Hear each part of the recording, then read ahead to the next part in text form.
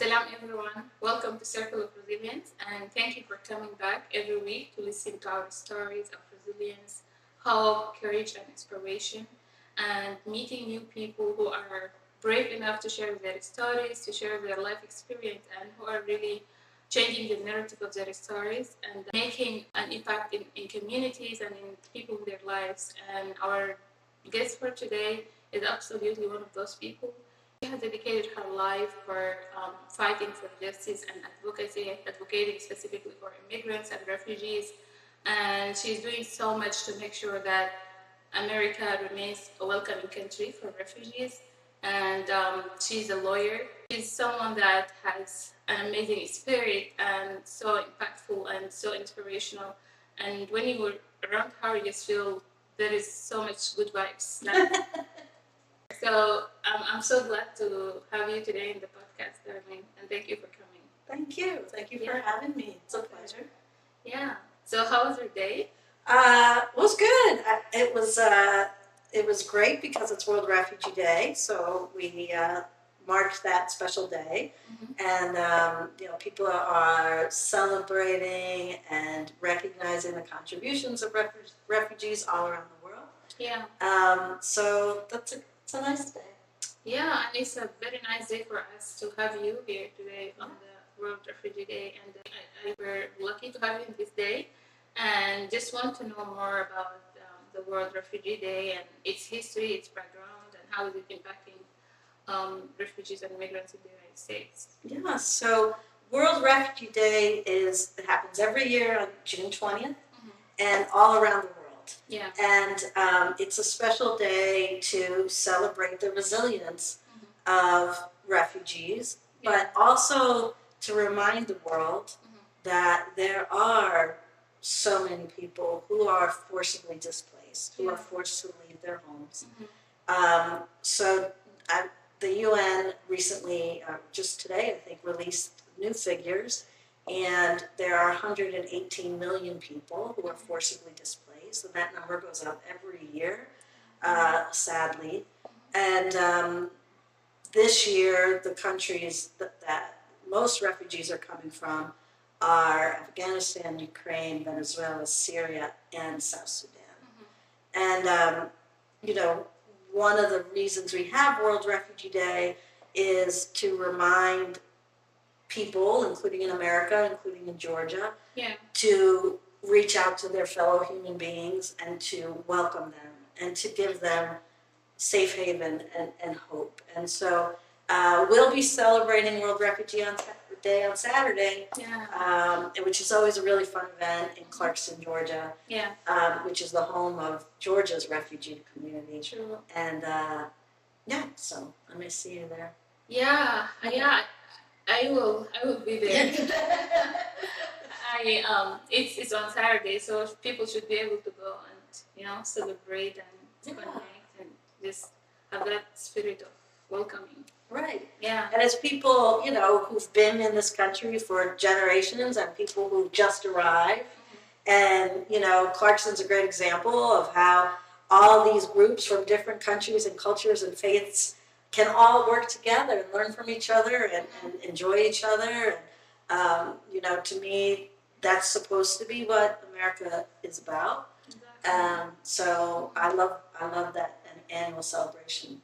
Amazing. Yeah. So with that, I know you work with the CBT, and we need to know more about the advocacy work you're doing through that, and how that being involved with immigrants and refugees, and how do you connect mental health with advocacy? Right. How are they? Yeah. So the Center for Victims of Torture is one of the oldest and largest organizations that treat trauma in refugees and asylum seekers all around the world. Yeah. And so we are in refugee camps in Ethiopia and in Kenya and Jordan and other places. And we're also here in the United States in places where there are many refugees. And, what we know is that up to 44% of refugees have suffered some really severe torture or trauma. And almost everybody has trauma. And so what we talk about is this triple paradigm of trauma, which sounds fancy, but what it means is these are individuals who have endured trauma in their home countries, who have had to survive that and then endure more uncertainty and trauma and hardship on their journeys, and then survive that, and then come here and endure all of the things it takes to resettle in a new place where you don't know anybody and you're starting from scratch. And so the people that I have the opportunity to meet have or are in the process of overcoming multiple challenges and hardships, and the spirit that takes is so impressive. And so that's what CBT does when folks are here in Georgia. If they're still struggling, if they're still not sleeping well, or they have intrusive thoughts or anything like that, then they can come to CBT, and it's free. And they can work with our clinicians and our interpreters who are really specialized in understanding the refugee journey from all different places. And so it's a pretty unique service, and it's really important. It's really, really, everybody deserves mental well-being and deserves the care that goes into finding that. So it's a good organization. And then on top of that, so we have a whole clinic, and they're all psychologists and therapists, and I am not. So what I do is I'm a lawyer and a policy professional, and what my job is to make the communities where our clients are starting over more welcoming, to create more paths to the American dream, to allow folks to really rebuild and to really thrive.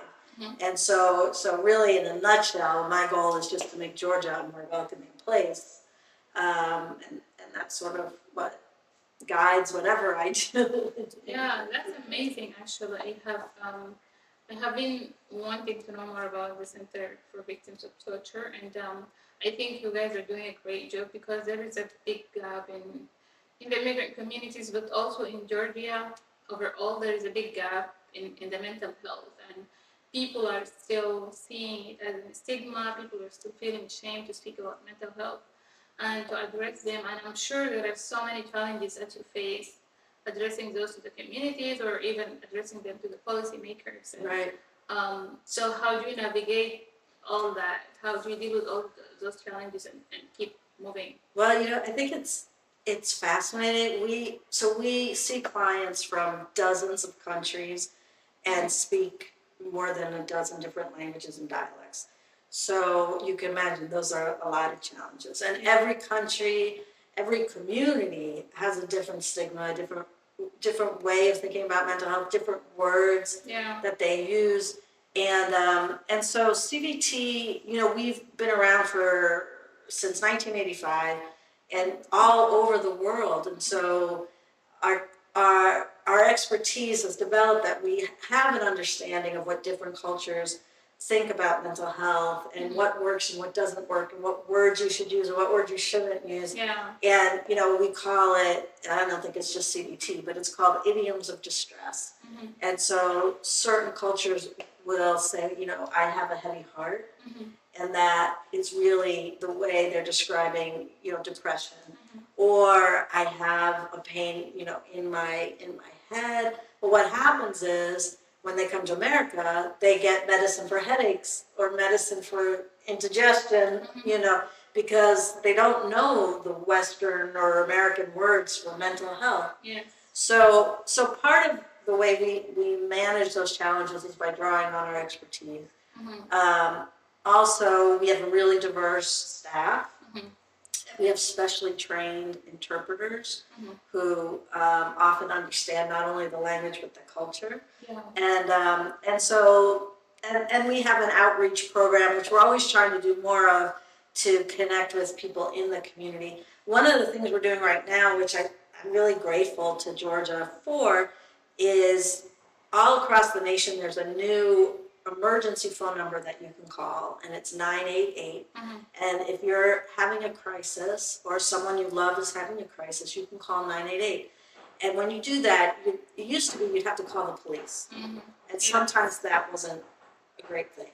Yes. So now you can call 988. Mm-hmm. And Georgia's Department of Behavioral Health wants to know how to make that effective across cultures. Mm-hmm. So we're trying to get them connected with different people and trying to give advice on how can you ensure that someone from a culture that's not used to America feels comfortable Exactly. calling 988 or having someone call 988, is not afraid, feels that they'll be understood. And so I think it's great that the Department of Behavioral Health is reaching out to places like CBT to try to do that right. And so I'm excited about that project. Mm-hmm. Yeah, me too. And I'm very impressed of how much you guys are investing on mental health, and Yeah. that you actually are international and that you're now existing in so many countries. This is fascinating, and we're going to go back to this. Speaking of resilience, we have to speak about mental resilience and how do we stay mentally healthy. But before that, I just want us to speak about something that's really impacting me personally, and it's what's going on in Sudan right now. And I remember the last time we spoke about like when you went to DC on the advocacy days, and after that, you spoke about Sudan and you addressed some issues about what's going on in Sudan. And as you know, that the war that has been happening for over a year now, people are in a very devastating situations. They have to forcibly displaced, and they're lacking so many things, even the basics of life, access to water, food, and security. So people now are in countries, they flee Sudan, but they're now in countries that are going through war themselves. And we have some people who just died 2 days ago in refugee camp in Ethiopia. And they're not hearing anything from the UNHCR or from the Ethiopian government. And this is just very complicated, and it's absolutely devastating for us because we feel helpless. We don't know what to do. So I just want to know what are the things that are being discussed about Sudan specifically, and specifically the people that had to leave Sudan and go to other countries. Well, I think it's interesting because we do have, first just talking about CBT, we do have centers in Ethiopia that work with people from Sudan and from other countries. And they have a specific program, and so they're there to help. So when we're in Jordan, we're working with people from Syria, for example, but in Ethiopia, working for people from Sudan. But in DC, I think we talked about this. I don't see as much attention paid to Sudan and the crisis that's just getting worse and worse and worse as I do with certain other countries. And so part of what we were trying to do in DC, and I was really glad that we had 3 people in our group of 12 or whatever it was who come from that part of the world, from Sudan or South Sudan, to lift up some of those issues. And I think some of the legislators that we talked to actually had a really good knowledge of it. We spoke with Congressman Rich McCormick, who's on the committee in charge of foreign affairs, and he was actually very much aware of the problem and wanted to do something. So one of the things that we talked to all of our congresspeople and our senators about is keeping the refugee program strong so that if people do have to leave, if there's no other choice, they do have to leave, they can find a home in the United States. And I think we talked to Senator Warnock about that in particular, and then I mentioned that Senator Ossoff actually called after we left to say, I'm sorry I missed you, what were you talking about? And we lifted up the importance of family reunification and a strong refugee program. And particularly we mentioned Afghanistan, Ukraine, and Sudan. And so I'm hopeful that they'll fight for the refugee program. I think if our current president, President Biden, wins, the refugee program, I hope, will just continue to get stronger because he has been investing and promising to bring more and more people. Yeah. If he doesn't win, then I would expect to see the refugee program get smaller. Yeah. And we'll have to push back against that, just like we did years ago. Yeah. Yeah. So thank you. I hope that things are like taken serious about what's going on in Sudan, and I have been intentional about dedicating some time here in this podcast about Sudan because, as you said, there is a very selective.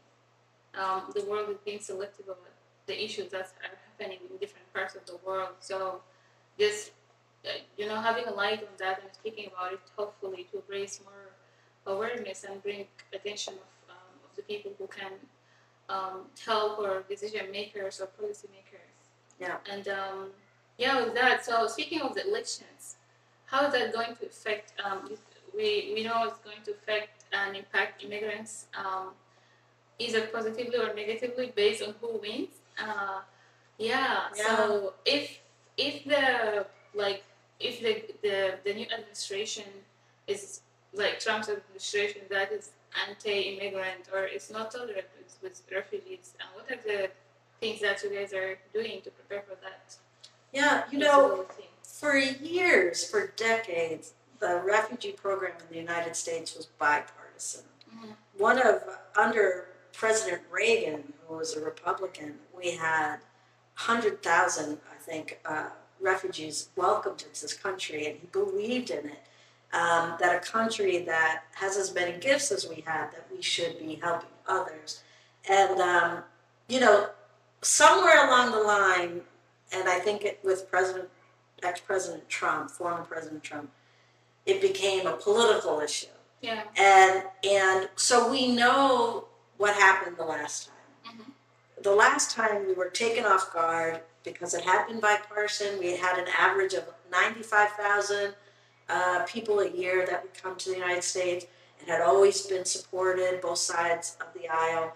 And then all of a sudden it was a political issue, and former President Trump really just decimated the program to the point where the last year he was in power, there were only a few thousand people who came. And so, we built back, and the resettlement agencies in particular had to really build back. It was very, very challenging. And now if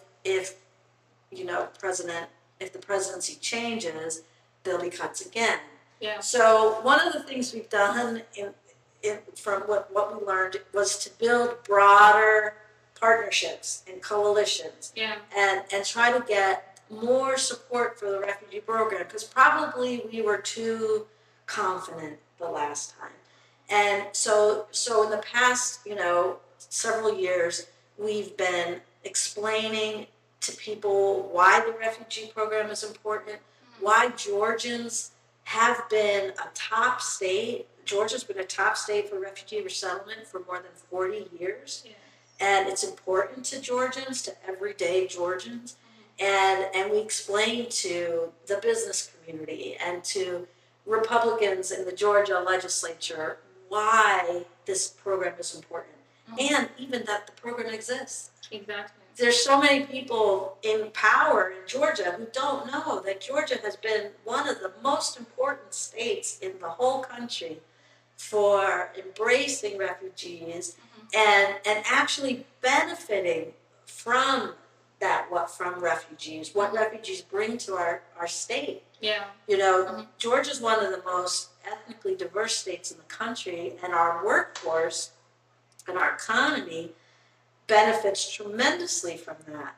And a lot of our southern neighbors do not have that, and that's just the economy. I think there's so many other benefits beside the economy, but a lot of people just don't know that. So I think we made progress in building more broad support and educating more people about the program and about refugees in particular. Thank you for sharing that.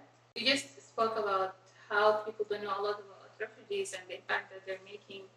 And actually, they come with their experiences from back home. They come with the talents. They come with tons of knowledge and experience that they're really ready and willing to share. And there is this misunderstanding that refugees come to the United States or to any other country. They just come to take, Right. use the resources, and be a source of so many negative things. So I'm glad that you mentioned that. And I think media has a big impact on that, and the way that things are shaped and told, and that kind of media I think it has a higher voice, and it spreads more than the media that speaks about the positive things about refugees. So with advocacy, and speaking of the CR, how are you engaged with media on raising the awareness about refugees and immigrants in the United States? Well, I think the Coalition of Refugee Service Agencies has been around for I think it's 12 years now, and there's more than 25 members, and it's really unique in the country. Yeah. And so over that time, it's developed relationships with the media. Yeah. And so every year, we have World Refugee Day celebration, which will be Saturday. Yeah. We also have a New Americans Day Yeah. at the Georgia Capitol in February. And those events are always well covered by the press. And we lift up the contributions, and we have members of the community share their stories at those events. Yeah. And so that's one way that we do it. Mhm. The other way, we've been getting a lot of attention just for our advocacy work. And so I've been really happy to see that the big partnership, which is kind of an initiative of CRSA, it's Business and Immigration for Georgia. Yeah. And it focuses on all the talent that you mentioned that we have in our refugee and immigrant communities, and how there's so much more to give there. And Georgia has these workforce shortages, just like every state does. That's true. From healthcare to IT to whatever, and we're teaching people. Do you know how many doctors, nurses, computer specialists, whatever, welders are right here, and they're not doing the job that they are trained for, and that many of them really want to go back to. And so we've been getting a lot of attention for that work, and the big partnership just won an award, actually, for building a more equitable workforce.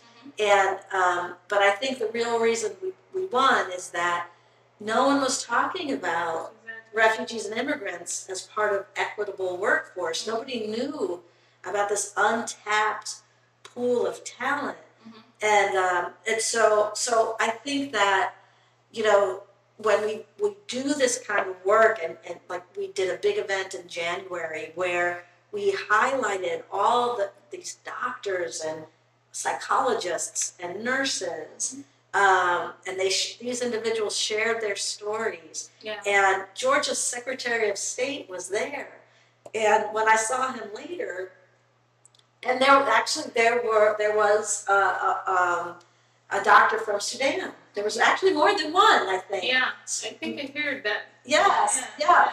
And after that event, Georgia's Secretary of State couldn't stop talking to me about it. It's like, I met all these people from all parts of the world. He just didn't know. Exactly.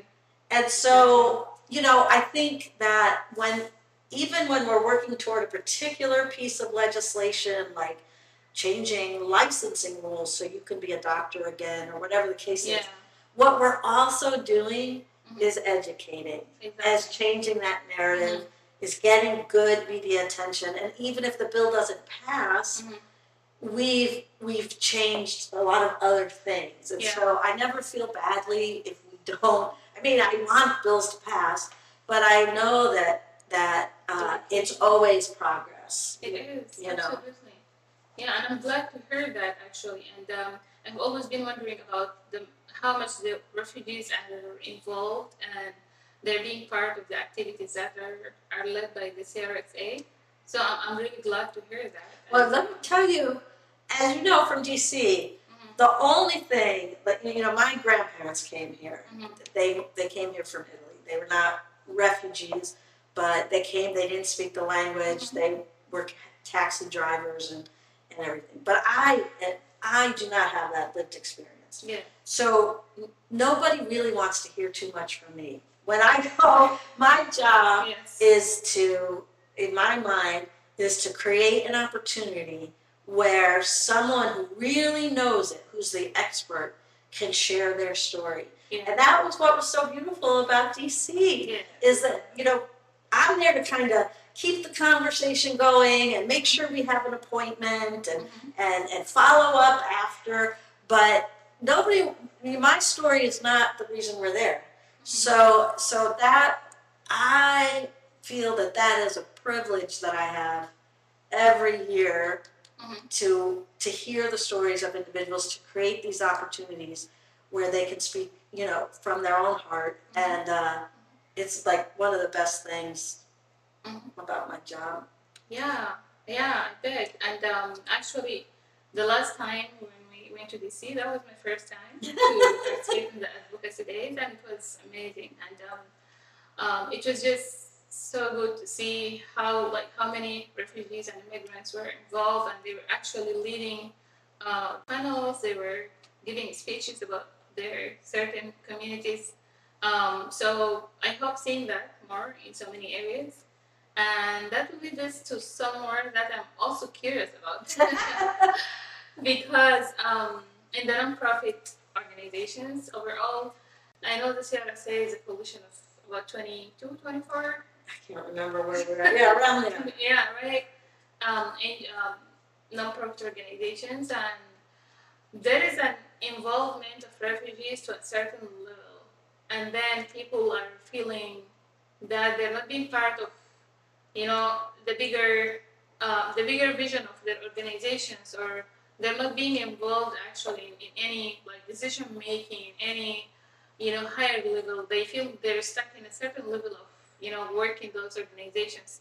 So I always say I feel like we need to have an advocacy within the CRC Wow. about refugees and their engagement, and just valuing the talents that people are having and the experiences they brought from home with them, and just opening the doors for more engagement and inclusion and equity, because it's just not happening in the level that we're expecting or on the level that's supposed to be. So you are absolutely right. yeah. And you know, when I was chair of CRSA, we were trying to come up with a way to improve that and to hear more from the community. What are the issues that matter most to you? What do we need to do? Blah blah blah.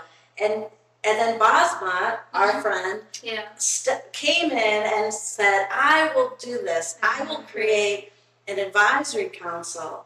And we work together, and we have a plan. It just has hit some roadblocks because I agree with you that we're not hearing the voices, and we need to. I mean, otherwise you're not representing the community. Yeah. I think what we need both, right? Because you need people who have been around long enough to understand how do you get the meeting, how do you make it work. But then we need the people with actual expertise in the issues to share their stories. So I think we need both, and we don't have enough of the other voices. And you know, I don't know, I would love to do more training, and that's why I love that New American Pathways has advocacy training for different you know, refugees, and we had a few people who came with us, right, from that. Yes. And we just need to keep doing more of that. Yeah. And but I agree with you 100%. You're absolutely right. Yeah, because this is overwhelming when we have to discuss this among the organizations that are fighting for refugees, and you feel like you're not heard, you're not really well represented, and your talent isn't being valued. It's devastating, and it adds up to our mental health issues, and right. It adds to our, you know, feeling of that we're not belonging, and all those feelings that actually impact our productivity. Yeah. So I'm glad that also these things are being discussed. Well, I'll tell you, we've made what I think is progress. When I was chair, I asked Jonas Abrahad to be the co-chair because I thought we should start having co-chairs where maybe you have one person who's Yes. sort of an advocacy person and another person who has that lived experience. So Jonas, that was the first time we ever did that. And then we also tried to play around with meeting times and trying to figure out, well, how do a lot of people from the refugee community are working during the times that we meet. So how can and we struggle with that. And then the other thing we tried to do was we brought in many more new groups that were smaller refugee-led groups than we had before because CRSA really started as resettlement agencies. Yeah. So we grew it from 21 to, I think, no, it was from 18 to 28. And Amazing. so we were trying, but it has to continue. Yeah. It has to continue. But this is really, I'm just glad to hear that because it has been a concern, and I hope that Basmat's idea goes forward and gets the support it needs. Because I spoke to her about it, and it was just amazing, and it was so inclusive, and because it's coming from someone who has the lived experience and from the community, so she was able to elaborate all the other angles that other people don't see, and so I hope it's fine. Well, it's funny. I'm part of this thing called the Refugee Advocacy Lab, which is a national group, and basically stole the idea from Virginia, where they have a refugee leader who started his own group of other refugee leaders, and we could never do that because I'm not from that community, so I wasn't able to do that. And then when Basma came, I was like, oh my God, you can do it. Yeah. You'll be perfect. And she so graciously agreed to take that on. And I was so excited about it. But, all good ideas take time. And hopefully, it'll still happen. And maybe it'll be a model for other states and other groups. I hope so. Yeah, I hope so. It's really amazing because it reminds me of the weaving stories. Yes. Yeah. Yeah. I just saw it very recently. Yes. I didn't have an idea that it was existing, but it's amazing. Yeah. It's a refugee-led NGO, and I like that it's focusing on telling stories because this is what we're missing. Basma, her name's Basma. Yeah, her name is Basma. I love it. And so she and I work together a little bit in the DC kind of level now. So now she works at Welcome Corps, and she helps with that. Amazing. So and Basma, she actually went and she shared testimony in Geneva at the United Nations. Yeah. So think of that powerful voice. Exactly. And Dr. Hamal Kelly spoke to the head of the UN because he's a member of the Refugee Congress. So that's another great opportunity is to be a member of Refugee Congress. And then, there are opportunities for all delegates from different countries to meet people, to be in the media, to share their stories. I think that is so cool. Yeah. And I did the training, not the Storytellers Collective, but the Advocacy training 2 years in a row. Yeah. And I just thought it was amazing to see these folks from all different states and all different countries.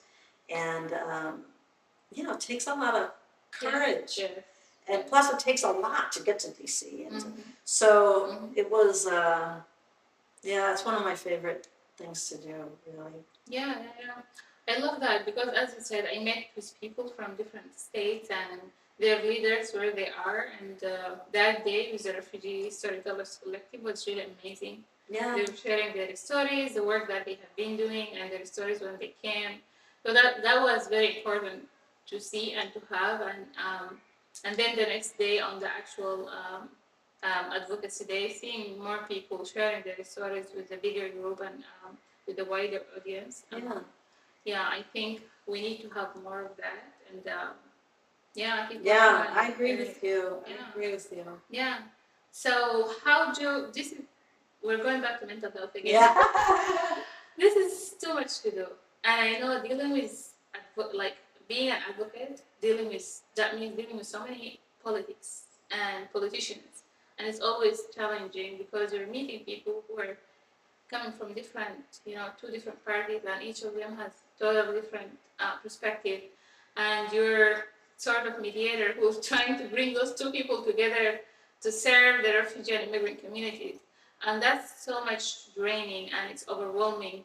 So how do you keep your balance, and how do you take care of yourself and your mental health with all of that? Well, I think, you know, with any job, you have to find the joy in it, right? And Yes. so the things that recharge you, I mean, obviously you have to take time off and take care of yourself. But for me, we already talked about how inspired I am by meeting all these folks who are so incredibly resilient Yeah. and courageous. So, if these folks can do this, then certainly, I can do this. Being, where I grew up in safety and was privileged. But also, I like to find the common ground, and so if I make a little bit of a change, I'm happy. Yeah. I'm not unhappy because I only got this much. I know that it's a slow, and maybe because I'm older now, like you're not going to get a huge thing to change right away. Yes. And so if you could find the little pieces of progress in your day to day, then you could be happy, and it's not overwhelming. I just think that this past legislative session there was a lot of negativity, and that was stressful. That was more stressful than usual. And but one thing I learned is that the same lawmakers who would say these kind of terrible things about immigrants because there was a death at UGA that they believe was committed by an immigrant. I mean, there are many crimes committed by American-born people, so I don't understand. But in any case, that really just derailed everything and caused a lot of negativity. But the same people who were doing that were also supporting our bill to help refugee and immigrant doctors re-enter practice. And so you think, well, what is going on there? What is it? Just trying to figure out, how can I talk to them to help them to understand that, refugees and immigrants are as different and as diverse and have as many different kinds of skills and things as anybody else, right? They're just so how do you get them to make sense of these two different positions that they took? Exactly. And so I always find hope that there's a way to get to people, and that's what keeps you going. And and the other thing I would say is that part of the navigating this is that you also have to be interested and open to the different cultures in Georgia. That's true. So there are some cultures in Georgia, and I'm not from Georgia originally, that are very traditional and have very different values than other parts of Georgia. And you can't have disdain for anybody. Everybody, you have to treat everybody as a good human being until they prove otherwise. Yeah. And so I think that both sides need to learn to kind of appreciate each other's cultures. And I find that kind of fascinating.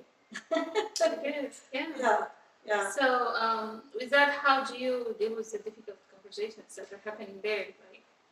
How do you navigate that? How do you what are the things that you do to bring things Well, I think together? if you go in, and I don't always do this well, but that's what I try to do, is you never demonize anybody. Well, within reason. There's some people you can't really deal with, but for the most part, you go in understanding that they're a human being like you are, and they're facing challenges, and you try to understand what those challenges are. They have to get reelected. they have a community that doesn't understand immigration. They have a community that might be afraid of immigrants because of this negative media coverage. And so talk to them about, those concerns, and if they go out on a limb for you, thank them for doing it. Don't forget to thank them, people are just people. They like to be thanked. And, some people say, well, they should have always felt that way. They should have always supported refugees and immigrants. All right, maybe they should have. But for them in their community, they stood up for something that was hard. Exactly. And so don't say it was the least they can do. Say thank you for going out on a limb, And so that's what, and you don't give up your own values and your own position. You just try to understand theirs, and sometimes they'll come around and sometimes they won't. And the other thing I would say, because I do think there's too many people yelling at each other in politics now on both sides. Yeah. And I do think that you have to be a little, tolerant or gracious with people. Like, people are going to make mistakes. They're not going to use the right words. They might not really intend any harm. They just don't know. I know I've done that myself. And you have to not throw them under the bus, but just say, okay, let's correct that, or educate, or forgive, and keep moving. Because I think people are too willing to throw someone away these days for some mistake, and you're not gonna make progress like that. Exactly. So they don't know that this is impacting everyone. Actually, it's not whatever harm or fight that you're doing is not only impacting the other person. It's impacting you in the long run, and they just don't understand that everything is connected in this world. Yeah. And if you're putting out all this kind of negative energy, then you're going to get that back. That's sort of the way it comes. Yeah. And if you seem like a more positive person that doesn't, nobody likes to feel that they're the villain. And, so there are times when I work with people that I really despise some of the positions they've taken. And sometimes the best thing is to just not talk about those things. Right. Just find the parts that you agree on. Yeah. And that can be hard to do, but that's sort of an advocate's job. Yeah, exactly. And I just wanted to say that always a good option, it is always a good choice. You need to be considerate, but also you need to be highlighting actually the important things. So it's complicated, and I guess I'm very fascinated with the work that you do, because being an advocate is not an easy, and that's why I ask you about your mental health and how do you navigate it and how do you take care of yourself. I know you spoke about your family as one of your, of course, family is everything, and you love them, and they're one of the most important things in your life. So how are they bouncing you and keeping you going, and how? Yeah. Well, I have 3 kids, and my oldest daughter is about to have my first grandbaby. Her first baby. In Texas, right? Yeah, in Texas. So I think next week, actually, the baby's coming early, and so they're just a ton of fun, and they're really cool people, and we love to hang out with each other, and I actually, beyond my own little family, so my husband and my 3 kids, I'm one of 8 siblings. Yeah. And so I have seven siblings. My husband has 7 siblings. So these are kind of some of the old stereotypes about the Italians and the Irish, that have really big families, and we do. And so there's always something happening when you have that many siblings, and they're all married and they all have kids, and someone's having a baby, or someone's getting married or graduating from college, or whatever, or celebrating Mother's Day. So that's really what we do mostly. We used to joke that we don't take many we make a little bit more now that we're older, but we never really took any vacations. We just went to where our family was, and that was like Hartford, Connecticut, and Yes. Minneapolis, Minnesota. So not like the most exciting places on the planet, Mm-hmm. but that's what we Yeah. that's what we do. So I think that that's a big part of who I am is family and one thing we did that this reminds me of is when my dad was still around and my niece said, I want to go back to where we came from in New York, so where our immigrant grandparents lived. And so we rented this bus. It was this huge bus because there was 25 or I don't know how many of us, a lot of us, and we drove it into Brooklyn, New York, and our family had come through Ellis Island. And we saw the church where my father was an altar boy, and we saw the little hole in the wall hardware store that my grandfather was at, and it was all new ethnic groups there now. They weren't Italian Americans anymore. Yes. And at one point we stopped, and they were Hasidic Jewish community there, and they came out, and the folks came out. They were dressed conservatively in the clothes because it was Saturday, and they welcomed us and brought us drinks and food, and they wanted to know all about what life was like in this neighborhood when my parents were there. And I was like, that's America. That's what it should be. Right. That's what it should be, Exactly. And so it was. It was really fun. It was fun to be in that big bus going around to all these sites. Yeah, this sounds really fun. Yeah. And also sound you where you have grown up in a very big family, and it sounds to be a caring and loving family. So I see that now you're a caring person, and your personality and the charm that you bring and you give to other people. Really, for real. Yeah, I tell my family that. I'm gonna be like, I don't know. So do you think that has shaped you? Oh yeah. Yeah, right. Yeah. I mean, actually, to be honest, some of I call them my siblings, really my cousins. My aunt and uncle were killed in a car accident, and so many years ago, my parents brought 5 of my cousins to live with us, and so that's quite an example. Yeah. And I was 10 years old, and of welcome. Yeah. And also the challenges of bringing. They had a different upbringing. They lived. I mean, obviously we're relatives, but they had a much different life than I had in my first 10 years, and so coming together and loving each other and now having this really wonderful, warm, giant family. Yeah.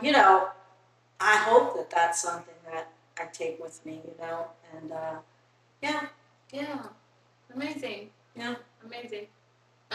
So speaking of motherhood, you said you have 3 kids. I do. And I don't know how long you have been doing the work you're doing, but being a mom and having all those hats in your life is it's too much and it's a lot. What? Yeah, with one child and with things that I do, I feel like it's overwhelming, and always you have to put yourself, give small pieces everywhere. Yeah. Small pieces of yourself everywhere. So how did you manage that by then? I don't know how active or engaged you were by then, but I think you have been doing this for a long time. So yes. So I was a lawyer in a big law firm, and when my first child was born, I quit. Yeah. Right. And I couldn't do it all with her, and the people I worked with had hired all this help to help them raise their kids, and I just wasn't prepared at that point to do that, because it's really working in a big firm is like all day every weekend. I mean, it's all the time. And so I left and I went to teach, and so teaching became a more manageable job, and so I taught law school for a long time while the kids were little, and then did some consultant things and kind of just pieced it together. Yeah. And then, you know, so I always, but you know, this is the thing, like when I was doing that, it was always like I tried to do everything so that I was home when they were home. Mm-hmm. So, you know, that's what's hard about being a mom is when you're writing a brief, you're doing it like in the middle of the night. Yeah. And, you know, or you try to do it while they're at school. And then when they're here, you're like, okay, pretend like you're not really, you don't have anything else. You know, whatever. So that, I mean, I don't think I have the energy to do that anymore, but I did do that back in the day. Yeah. And so to be honest, I haven't worked full time. I've only worked full time for the past 6 years. Mm-hmm. Wow. Yeah. Okay, that's amazing. Yeah. So I do, yeah. you lived you lived a quite decent motherhood Yeah. experience, right? Yeah. Oh, Yeah. that's good. Yeah. So, but you know, I was like, when you're doing whatever you're doing, just do it 100%. So I knew that I was getting back into full-time work late in the game, and you know, just kind of threw myself at it and really enjoy it. And so, but I've been super lucky, you know, like obviously very, very lucky that I could do that. Exactly. You know, I could work sort of part-time and piece things together and be a consultant. And you know, a lot of people don't have that opportunity. And so, you know, I feel really blessed that I had that chance. And so, yeah, so that's how I did it. Good. So what advice you're going to give to your daughter that's going to be a new mom No. from your experience? Well, you know, it's so funny because I've been thinking about that, and I think one of the things I realize is that you don't realize, assuming all goes well, life can be very long. Yeah. And you don't have to do everything all at the same time. Yes. Like, if I looked back when I had this little baby, I would never think that I would be going to DC and doing this work. And all I knew back then is, everybody's doing these things, and I now have a baby, and I can't do all these things. And I'm not, you know, I have friends who become judges and all this stuff, and I didn't do that. And I was, it was always torn. Yeah. But in retrospect, I think that life is really long. Yeah. And if you can, and it's super hard, is to enjoy where you are and not make a decision and enjoy where you are. Yeah. And just have some confidence that you can get back into things when you want to, or that you'll find something else, or something might fall in your lap, because that happens too. Right. And you know, I'm going to be 60 years old. So, I mean, so, you know, it's been like a long, winding kind of road, and I wish I didn't fret as much. I think every old person says this. I wish I didn't fret as much when I was a new mom, or even when I had a bunch of little kids. Yes. That I wasn't doing, you know, everything that my colleagues were doing, and you know, I should be doing more. And either right, because when you're working, you think you should be with your kids, and when you're with your kids, you think you should be working. Exactly. So I'm dealing with that right now. yeah. So you always feel kind of guilty no matter what you do. But I'm here to say you shouldn't feel guilty. I also think, and this is kind of old-fashioned and stuff, but having kids and teaching kids and loving kids is really the most important thing. That's true. I agree. You know, so it's like, you know, I'm proud of everything else I accomplished, like during those years, but when I look back, those are the most important things. That's true. So, so that's my advice is enjoy where you are at the moment, and know that there will be time. That's true. Yeah, that's a good advice, actually. And we're all suffering. We're suffering from that right now. We are, as you said, when you're with your kids, you feel like I need to work. And when you're at work, you're thinking of your kids and you feel guilty. And I have that, like, and it's still happening to me. My daughter is 18 months, but I still feel so guilty and I feel so bad bad, and I feel that I'm a bad mom when I leave. And so this advice is going to be helpful for me, and I hope that I can adapt it, because deep down I know that I should be keeping the balance, but also it's just a feeling that comes, and I think we need to develop ways on how we handle that and how we deal with that. Well, I agree, Yeah. but I can tell Mm-hmm. just from looking at you Mm-hmm. that your daughter feels immense love and safety, and that's what babies and children need. Exactly. And Exactly. and so that's what she's going to come away with. Mm-hmm. And I see that in my own kids.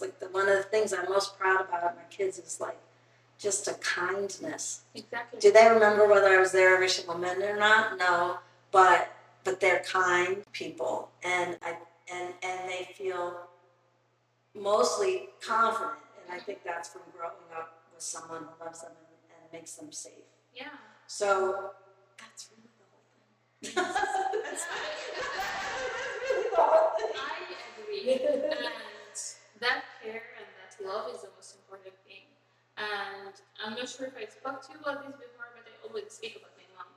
And actually, she's an inspiration of this podcast, because she has been a working mom, entrepreneur, does too much work back then, and doing two jobs, being away for most of the day, but at the same time, when she comes home, she's being 100% or 200% mom. She's present, she's loving, she's caring, she's nurturing. I remember all the times that she was able to manage all that. And at some point, we used to go to her with her to her work, where she used to work as a street vendor. She sells tea, coffee, and something called the labia. It's closer to the closest thing I can describe is the donuts. Oh. So, but ours is more delicious. I'm getting some. Yeah, absolutely. Yeah, so when we were younger, before the age of going to school, she used to take us, and she was able to manage that. It's like her work setting is just on the street, but she was able to be watching us, taking care of us, and at the same time doing her job, and come back being a mom, being everything to people around her, being a good sister, being a good mother, and our community is so connected. She was able also to do that, and I always ask myself, how was she able to do that? And I always ask her, and she said, in very simple ways, that just, living the moment, being present, and it's something that she didn't have to go to school to learn, because she didn't complete her school. So she inspired me that she has all those qualities without going to school, or with her having to quit school in a very early age. So she inspired me of writing the book Women's of Resilience. It's coming soon. Awesome. Yes, That's it's great. so yeah, I just want to share Oh, more that's so stories great. about that. Yeah. Yeah, and so I know what kindness does, because I see that she, with all the complications and challenges she was encountering, she was able to have that. She's still able to have that kindness in her heart, and hopefully I'm sure she passed that to us, but I don't see myself anywhere closer to her. Really. And the combination of being strong, being resilient, but also being soft-hearted, this is an amazing quality that you give to your kids. And when they see that, they know that you can be strong, you can be everything, but you can also keep your human part as it is. And I think this is something women are talented in doing, right? Yeah. Yeah.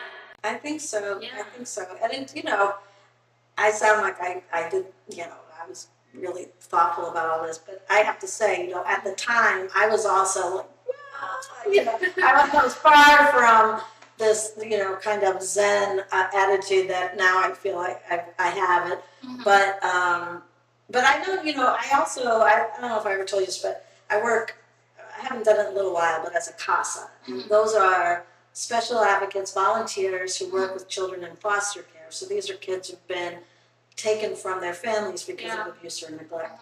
And, I learned from these kids that you just have to be present. Exactly. You know, some of the most painful things are when these kids have parents who don't want them. Mm-hmm. They don't want to see them, even though they have the opportunity to see them. Yeah. And and then you have, you know, this woman who's a volunteer, and you know, who probably have nothing in common, but she keeps coming back, you know, and you know, she wants to see me, and you know that's it. Exactly. You know, I mean, so I think that's all kids want, you know, and Absolutely. Yeah, they want to feel cared of, loved, and yeah, that you really enjoy them, and you want to be with them, and but you know, we as women, I think we do just beat ourselves up a lot yes. about we're not doing enough, we're not doing this, we're not doing that, and then of course when your kids get older, they will find the one thing you didn't do, and they will make fun of you for the rest of your Or life. blame you, right? Yeah, remember that time I called and I said I was sick and you didn't come for like an hour? I said, first of all, it wasn't an hour. You weren't really sick, but you know, so I'll never live that one down. But, Yeah. They don't forget those moments, right? no. Yeah. So, I think because it's all about how they felt at that moment. Because I was watching a video about kids on their first day in the daycare. And they all that you saw that, video. right? It's heartbreaking. Oh my They goodness. cried. So and then I watched it with a friend, and then she told me she has a friend that her child is 14 years now, but they still remember that day. Like they were 2 or 3 years, and they still remember that day, and they're asking their mom, "How did you get? Like, how were you able to do that to me?" Well, And yeah, when I left, so my daughter, I put her in this little, we lived in this Italian American section of Boston, and she would go, and and I was teaching. So she only went like a couple days or something. And she, in the beginning, would cry, and I would stay. I would Yes. stay in the stairwell yeah, until she stopped. And the thing was, she actually, after the beginning, wanted, like, she would run and go. But if your kid keeps crying, then there could be something wrong, and you should find out, because like, you know, I know, you know, she eventually she did want to go, but like, so some of those kids in that video is just really heartbreaking, and you're wondering, well, is this just like their first day, or has this been going on for a long time? Because some of them look really, really traumatized, and then you have to wonder, you know, like what's happening. And some kids, just like my youngest one, and even my middle one, didn't like doing it, and so we didn't do it. Yeah. You know, I mean, so you know. Yeah, it's really hard, but some people just don't have an option. Some Really, people don't have an option. I know. Yeah. For now, I'm very glad and feel blessed that I have my mom who is helping me with that. But I still have that feeling. So I wonder how that mom who has to take her child to a daycare with the strangers and Well, I see. That's why I mean. I thought the video was a little, because like my daughter, she didn't want to go at first, and you know, whenever my kids didn't want to go to kindergarten either, or first grade. Yeah, so like they'll give like the moms, you know, tissues, because they know that as a mom you're going to be kind of heartbroken to send them off, and the kids might cry in the beginning, but many of them actually enjoy it after. It's just so you know, it's not always a bad experience, and I do know, like, for me, my kids, sometimes they were in daycare, sometimes they weren't, and I was really lucky because of that. yeah. But the one thing that I wish America had is really good childcare that's affordable for everyone, so that you don't have to have a situation where your kid really isn't doing well, and they're not good caregivers, because everyone should have the opportunity to have their good care for your kid, and if it's good, I think most kids really really enjoy it and can thrive, you know. Yes. So anyway, yeah, so I've kind of done a little bit of all different situations over the years. Yeah, this is an amazing experience. Yeah. You had a very eventful and rich experience. Yeah. Right? Well, then, right, we lived overseas for a while too, Mhm. and Yeah. the kids Were didn't in like that. Italy? We were living in Switzerland, Mhm. and my daughter was in high school. My middle son was a middle. And then they were younger than that, but so they weren't little. Mhm. And a lot of people said, "Well, that's a tough time to move your kids, pick them up and move them." That's right. And it was, and they didn't love it at first, Yeah. and they didn't know anybody, and instead of going to cafeteria, they kind of like go by themselves somewhere, and it was really awful in the beginning. Mhm. And but now it was an incredible experience, Absolutely. and When they look back. they look back and they know it's resilience. They Yeah. know what they did. They know that they can be thrown into a situation and they can make friends and they can Absolutely. thrive and they can, and sometimes they're going to be a little uncomfortable. We all are Yeah. uncomfortable at first, and so you can't take your kids out of that discomfort right away, because then they won't develop their own Exactly. skills. So Exactly. for the most part, I think they're happy now that we went. I don't know, but it was a pretty great experience to be able to have for the most part.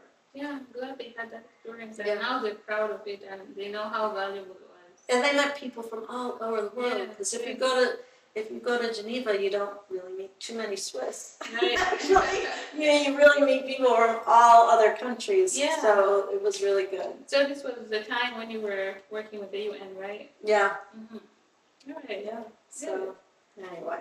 So the cultural. I know you were born here, and your parents as well, right? Yeah, my grandparents were born Yeah. in Italy. So how are they passing the Italian culture Oh, growing up, and how did that Yeah. how were you able to take that and the American culture together when you Yeah. were growing up? It's funny because I was talking to Jonas the other day, and the Sicilians were in Eritrea, and so Yes. they brought some of their culture to Eritrea. And so it's funny to see the overlap. Like I really wasn't aware Yes. of this, but There is, yeah. but so the foods, Mhm. it's always the foods that we love, and Yeah. Everybody loves the Italian food. But it's fun for me to try all those other foods. Like I was in Clarkston, and there's a new Burmese restaurant. Yeah. I never had Chin food before, and so we have Italian foods. We share the story of our heritage a lot, and how our families got here, and one thing that was really beautiful, you would appreciate it, is my mother went back to college when she had all 8 of us, and I was in college. Amazing. And she would take my youngest brother with her to class, and she was studying communications, and she interviewed my grandparents about their immigration journey. And it's just the most beautiful thing, and I'm just incredibly grateful to her for having done this. So we keep those stories alive, and we're going to Sicily actually with the whole family. I don't know how many of us are going in November. Right? Oh, amazing. Yeah, Amazing. yeah. So that should be really, really fun. But it's interesting. Is like so my mother's generation, they all married Italian American, and then my generation, people didn't just marry Italian American. And so now our family's totally, diverse, and we have people from every part of the world, from like Ukraine, and from my niece is married to this wonderful actor. Actually, he's from Nigeria, and my son is dating a woman from Eritrea. Amazing. So that's why I was talking to Jonas about. Super diverse family. Yeah, and so it's really, really, it's fun because we still have our traditions, but we are learning all these other traditions that I don't know anything about, and so it's always interesting. It's always interesting, and Yeah.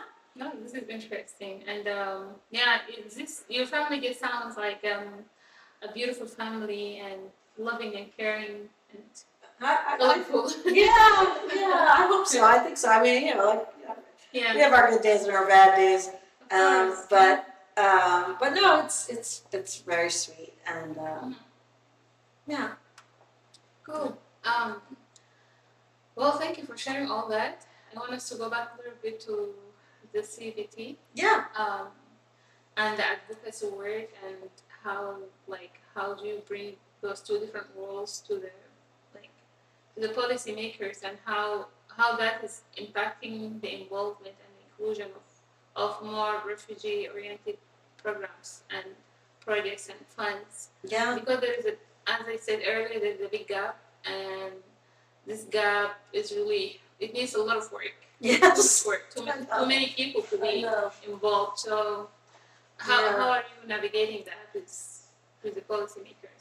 Well, so, one of the things about CBT is that our clients are undergoing mental health services. Mm-hmm. And so what's hard is that I often cannot engage them in a public space because they're still vulnerable. So what I have done, as you know, is try to engage people from the community through our coalitions. Yeah. And some of the work. So, for instance, I think next year we have a very good chance of passing legislation that will allow refugee and immigrant doctors to re-enter their practice much more quickly. Mm-hmm. So now, if you're a doctor and you come to the United States, and we have a doctor from Afghanistan who works as a program manager at CBT, you have to start from scratch. That's true. And so this would allow people to not have to start from scratch and to be paid while they're in the process of getting their full license. Mm-hmm. And so when I was talking to Nafisa, who's from Sudan, and she was saying to me, I was the first woman in my family to get a medical degree. You know how important this is to me. And also I learned that her medical training was in English. I didn't know that in Sudan.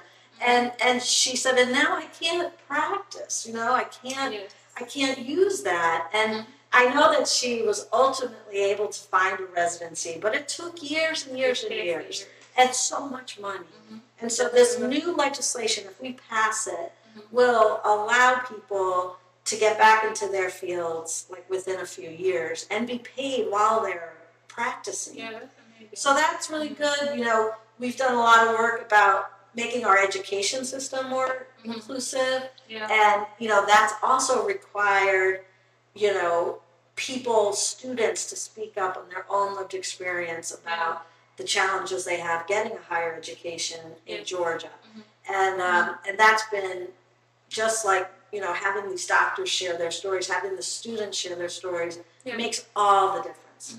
When we had our first hearing, it's really hard to get a hearing on any kind of immigration-related bill in front of all the committees are Republican-led in Georgia, and so we worked really hard to get to that point. They listened to the students testify, and after that, they said we have to do something for those kids. So it wasn't anything I said about this legislation is happening in other states and it's important. Georgia needs more blah blah blah. No, it was listening to these students and this Republican chairman who lives in rural Georgia said we have to do something to help these students. And so we can bring change that way. But you just have to keep building. You have to keep making, like you said, you have to get more voices from the community, and you have to try to train and create opportunities and listen, and it's scary. Yes. When I lived abroad, I never engaged in advocacy. I did at the UN, but I didn't go to my local government and try to convince the Swiss and try to convince them in French. I'd have to speak French to do something because I wouldn't even know where to start. Yes.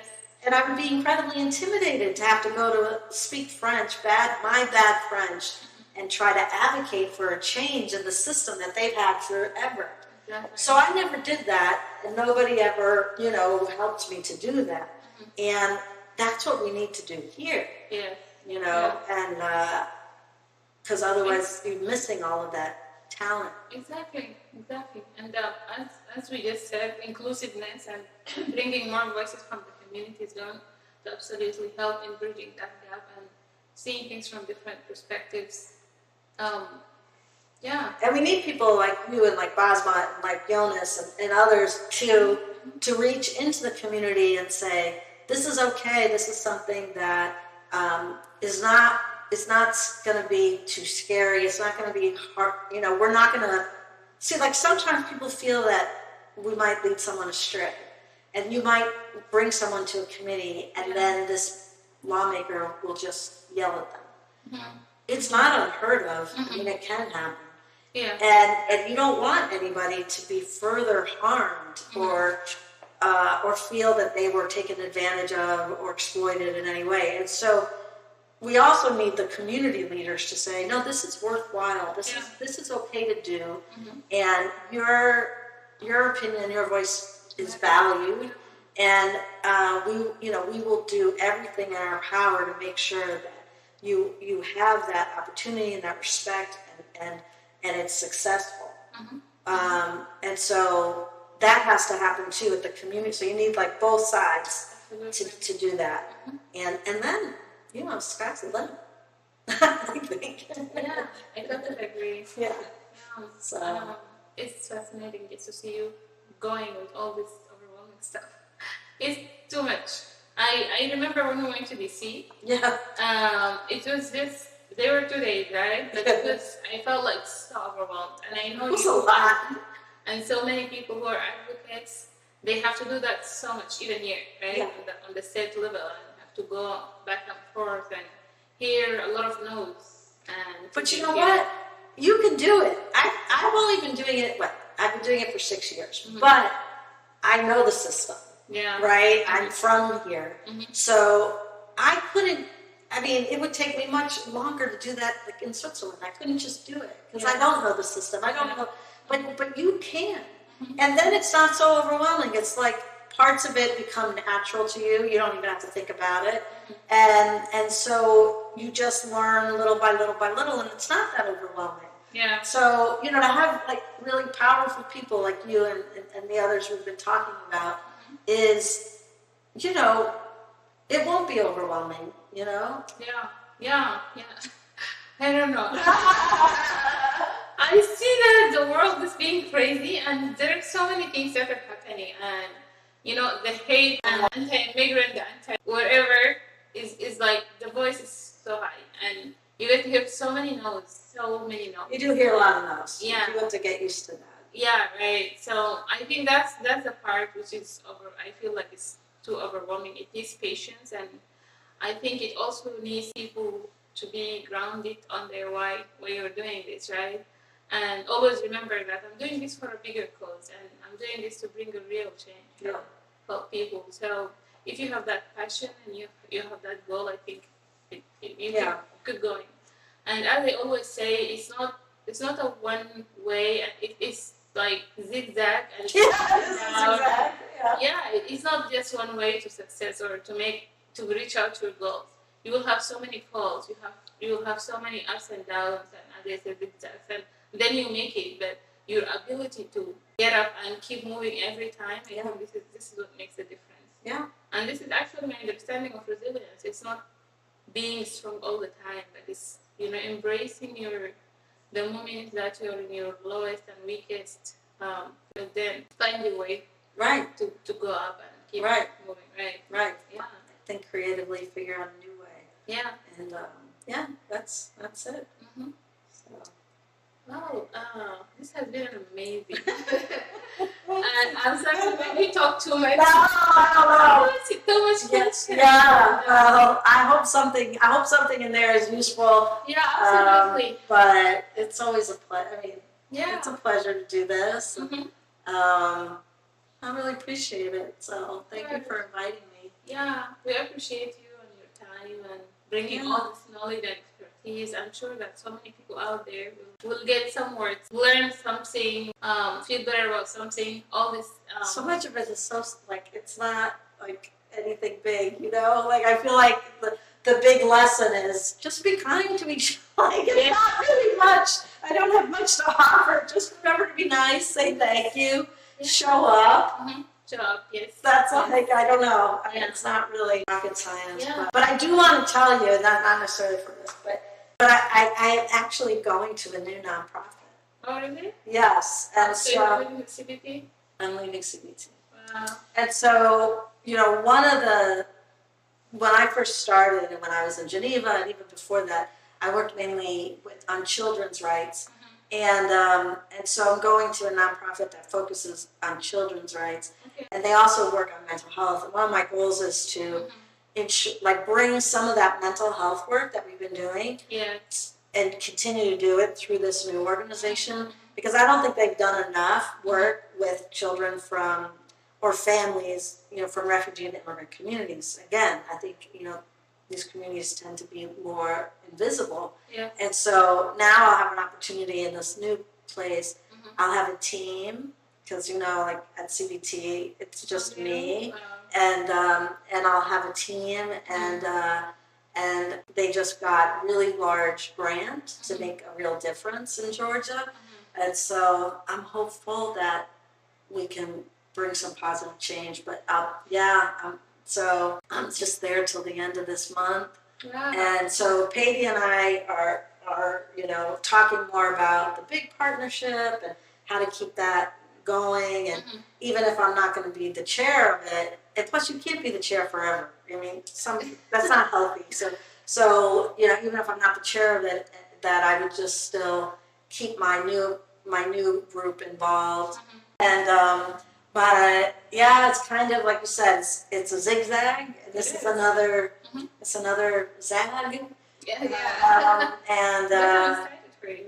yeah, I'm kind of, you know, I really have mixed feelings because we have a lot of, to me, it seems like we have a lot of momentum, and I don't want to lose that momentum.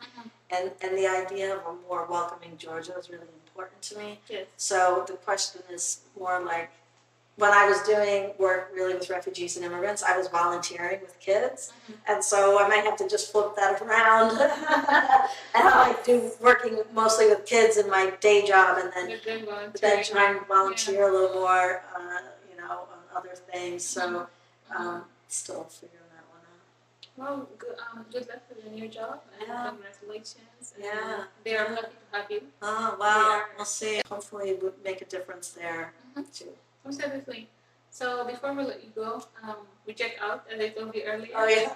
So I want to know how are you now? How do you feel now after having this? Yeah. I know, maybe overwhelmed, tired. Yeah. It's been long. No. I mean, you know, it's been fun to. I usually, if I'm doing an interview, I don't remember anything I said, but it's been really, you know, kind of joyful and inspiring to speak with you.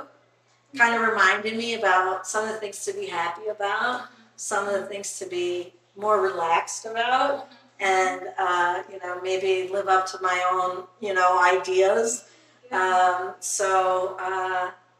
it's been a really meaningful experience. So I appreciate it.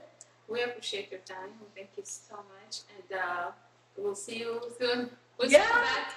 Maybe next year. Yeah, I can't wait to see. Yeah. What the book and the podcast is going to be terrific. Yes. So good for you. It's scary though, as I said. Yeah. So many things and a big thing, and it's amazing. Too much exposure. Sometimes you just got to jump. Right. Because you know what? You figure it out when you need to figure it out. That's true. So you're doing amazing. Thank you. Thank you so much. And it's my pleasure to know you and to have you on the podcast. And wish you all the good luck. Yeah. Well, hopefully I'll see you on Saturday. Yeah. For the big event.